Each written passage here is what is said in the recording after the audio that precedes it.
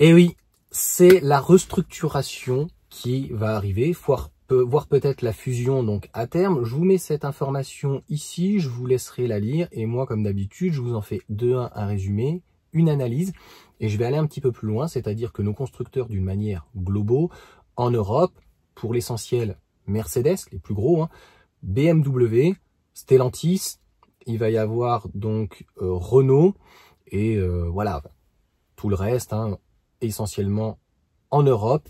Eh bien, la difficulté qu'ils ont aujourd'hui, je l'ai déjà expliqué, c'est pas le problème de l'électrique, puisque, enfin les gens pensent que c'est le problème, c'est l'électrique, ils n'ont pas compris. Le marché nord-européen, il est pratiquement bientôt à 100% d'électrique. Le marché chinois, il est à plus de 50, 70, 80%. Bref, les véhicules thermiques européens, que ça soit Porsche, Mercedes, qui tu veux, ils ne se vendent plus parce que il y a plus de demande. Compris ou pas compris? Plus de demande, plus de volume, baisse des marges, etc. Donc c'est ce qui s'est passé pour Mercedes, c'est ce qui se passe pour Volkswagen, c'est ce qui se passe indirectement pour BMW. Et même si Renault donc fonctionne bien, Renault c'est très franco-français. Il n'exporte pas autant que Mercedes. Donc c'est là la grosse particularité. Donc Renault n'aura pas besoin de ce type de, on va dire, réorganisation.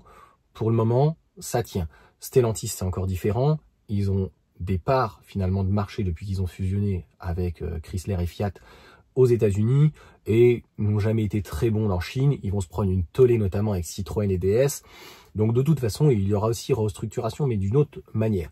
Pour le marché premium à l'Allemagne finalement, Mercedes, BMW, Volkswagen, Audi, Porsche, pratiquement même combat. La seule différence, c'est que pour Mercedes, ça va mieux que Volkswagen. Donc Volkswagen est sur une marge aujourd'hui de 2 ou 4%, c'est catastrophique. Mercedes était, je crois que l'année dernière, à 14,6, et qui disait, c'est pas important, 14,6, ce qu'il faut comprendre, c'est qu'ils étaient en 2023 ou 2022 à 12, donc ils ont toujours été à une marge donc opérationnelle, donc avec un très fort bénéfice, hein, même s'il est en recul de près de 20%, ils étaient à 2 chiffres. Aujourd'hui, ils sont à 8, et en 2025, ils s'attendent à 4 ou 6. Donc il y a une contracture économique qui est donc très importante, c'est-à-dire que d'un côté, des volumes qui baissent, c'est ça qui est terrible, et ils sont obligés donc indirectement de baisser les prix ou de faire des remises importantes. Donc ça va se traduire comment? Comme Volkswagen à terme, des licenciements, et quand l'usine ne pourra plus finalement produire le minimum, c'est pas suffisamment, mais vraiment le minimum, eh bien il faudra l'arrêter, solder, et cette usine, on se rendra compte qu'elle sera peut-être rachetée par un constructeur chinois, BYD, XPeng, je ne sais qui d'autre, Geely ou autre. Mercedes se retrouve relativement un peu isolé, un peu on va dire entre guillemets comme Renault, c'est-à-dire qu'ils travaillent aussi tous les deux avec Geely et il va peut-être falloir donc une fusion, c'est ce qu'Elon Musk d'ailleurs avait dit, c'est que c'est inévitable. BMW pareil, Volkswagen comme Stellantis aura besoin donc d'une restructuration des gammes, des modèles, des usines. T'inquiète pas, c'est comme Renault, ce sont des mastodontes, donc ça c'est pas le problème. Le problème encore une fois, c'est le développement des nouvelles technologies, des nouveaux châssis, et on le voit que ça a un certain coût. Volkswagen y galère. On a de l'autre côté Porsche qui s'est mis avec Audi, et notamment donc sur leur châssis, donc avec le Macan, le Q6, etc. Mais ça a l'air donc d'être une galère aussi, et donc ils vont devoir donc peut-être partager plus et encore plus de pièces. On le voit, donc Mercedes va arriver avec cette plateforme donc électrique MMA qui seront certainement mieux, mais ils ont aussi une coopération avec Mercedes, grossièrement à 50-50 sur les numéros 1, numéro 3, et demain donc la numéro 5 avec le 800 volts, etc. qui partagent notamment avec logiquement le Zeekr, le 7X.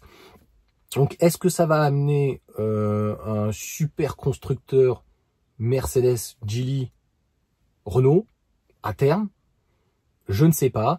Renault aussi qui travaille avec Mercedes, hein, avec les 1,5 litre DCI, puis il y avait la fabrication du 1,3 litre entre guillemets TCE qui était à la fois chez Mercedes et de l'autre côté donc chez Renault et même dans le groupe puisqu'il y avait aussi chez Dacia. Donc il faut bien comprendre que ils sont entre guillemets en difficulté, mais ils font tout pour le faire. Et ils vont pouvoir justifier qu'ils sont en galère, eh bien, de pouvoir faire un plan de restructuration et de pouvoir licencier. Finalement, je me demande si c'est pas ce qu'ils veulent. Donc, de toute façon, comme je viens de l'expliquer, les constructeurs, d'une manière globale, les constructeurs européens premium, essentiellement allemands, n'arrivent plus, en fait, à vendre autant de véhicules déjà thermiques en Chine, qui était vraiment la poule aux œufs d'or, et leurs véhicules électriques sont concurrencés par les gammes, les modèles chinois, qui sont souvent pratiquement tout aussi bien. Quand tu vois un G9 par exemple, c'est quand même assez fort, mais pareil pour BYD et autres. Donc technologiquement, même performance, etc., etc., même le groupe Geely, Lotus, etc., et qui sont donc moins chers. Il n'y a que aujourd'hui en Chine, Tesla qui y arrive.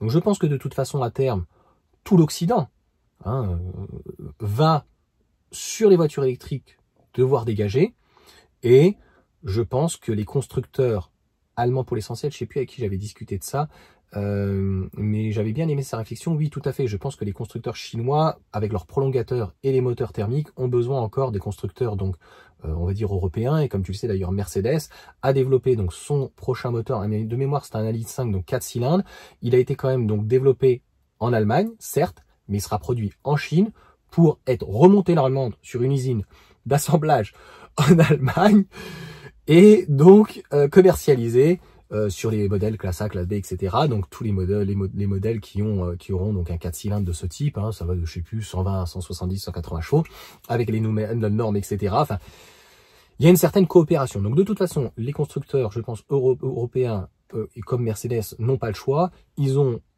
voulu ou non une marge opérationnelle qui se réduit à peau de chagrin. Cette année là, tu imagines passer de 14, 12, 8, 6, 4, elle va revenir, mais la douloureuse, c'est ce que j'ai déjà expliqué, qui paye toujours les pots cassés. Cette fois-ci, ça ne sera pas le client finaux, ça sera donc, pas les clients finaux, ça sera clairement le salarié qui va payer donc les pots cassés de la mondialisation et toute cette histoire et toutes ces marges. Et en fait, encore une fois, on nous prend réellement donc pour des ânes. Donc une fois qu'il y aura une restructuration, on va voir ce que ça va donner. En tout cas, on y va droit devant.